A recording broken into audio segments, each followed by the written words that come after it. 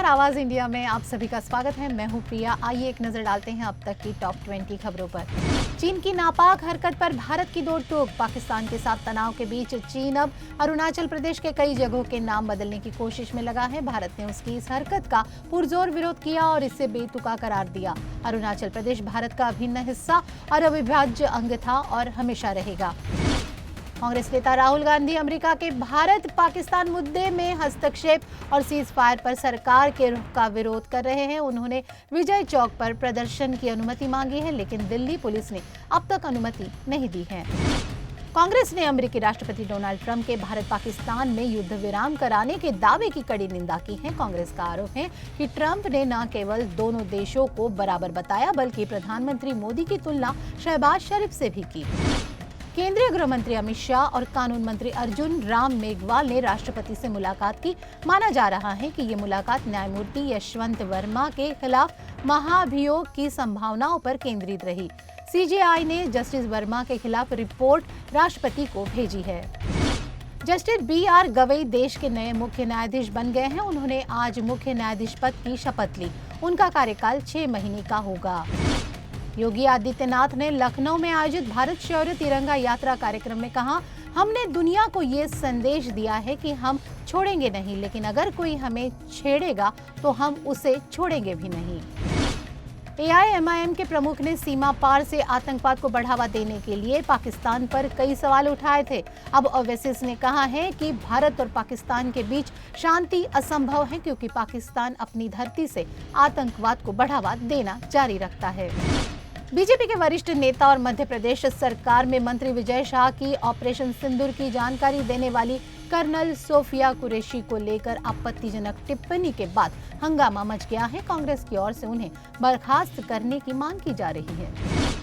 राजधानी दिल्ली में बहने वाली यमुना नदी की गुणवत्ता को लेकर सभी प्रमुख राजनीतिक दल चिंता जताते रहते हैं, लेकिन इसका लेवल लगातार गिरता ही रहता है। अब दिल्ली प्रदूषण नियंत्रण समिति की एक रिपोर्ट में इसका खुलासा हुआ है। कन्हैया ने बताया, इस न्याय संवाद की श्रृंखला को लेकर पार्टी की तरफ से विशेष तैयारी की गई है। 15 मई से इस आयोजन के पहले चरण का आगाज होगा।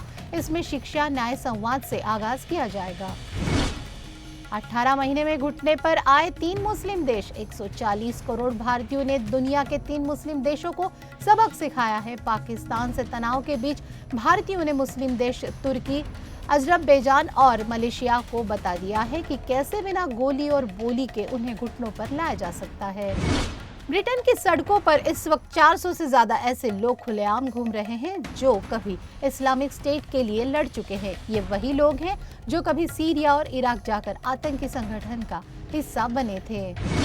ब्लॉक पाकिस्तान के बाद भारत ने अब चीन के खिलाफ कार्रवाई की है। ड्रैगन के मुखपत्र ग्लोबल टाइम्स को भारत ने ब्लॉक कर दिया है। सरकार ने सोशल मीडिया प्लेटफॉर्म X पर उसके अकाउंट को ब्लॉक किया है। जेल में बंद पाकिस्तान के पूर्व प्रधानमंत्री इमरान खान ने एक तरफ भारत का नाम लेकर पाकिस्तान को घेरने की कोशिश की है, वहीं दूसरी तरफ उन्होंने अपने बेटे को लंदन से भारत के खिलाफ अंतर्राष्ट्रीय समर्थन जुटाने को कहा है। पाकिस्तान अवामी मुस्लिम लीग के प्रमुख और पूर्व मंत्री नदीम मलिक ने कहा कि मई का महीना एक महत्वपूर्ण महीना होगा। खासकर अगले 17 दिनों में सीज फायर के बावजूद भारत पाक पर हमला कर सकता है। सीरिया और अल शरा के लिए अमेरिका का नर्म रुख ईरान के लिए चिंता का सबब बन सकता है, क्योंकि सीरिया का मजबूत होना सीधे तौर पर ईरान का क्षेत्र में प्रभाव को कम करेगा। साथ ही उसका संपर्क लेबनान से भी कट सकता है। वहीं ये इजराइल के लिए अच्छा संकेत नहीं है। ट्रंप पूरी दुनिया में शांति दूत बनने की कोशिश में है। उसी बीच इजराइल के PM नेतन्याहू ने साफ कह दिया है कि हमास के पूर्ण खात्मे तक जंग जारी रहेगी। ऐसे में इजराइल ने ट्रंप को ठेंगा दिखा दिया है। रुपए में डॉलर के मुकाबले 31 पैसे तेजी देखने को मिल रही है। खास बात तो यह है कि पाकिस्तान और भारत के बीच सैन्य टकराव की वजह से रुपए में दबाव देखने को मिल रहा था। आंकड़ा 86 के करीब पहुंच गया था। तुर्की द्वारा पाकिस्तान का समर्थन किए जाने के बाद उदयपुर की मशहूर मार्बल मंडी ने तुर्की के साथ अपने सभी ट्रेड रिलेशन खत्म करने का ऐलान किया है।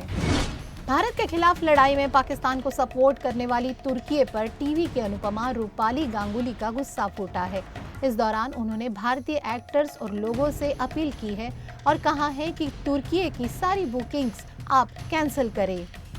तो ये थे अब तक के टॉप 20 खबरें। आप देखते रहिए आवाज इंडिया।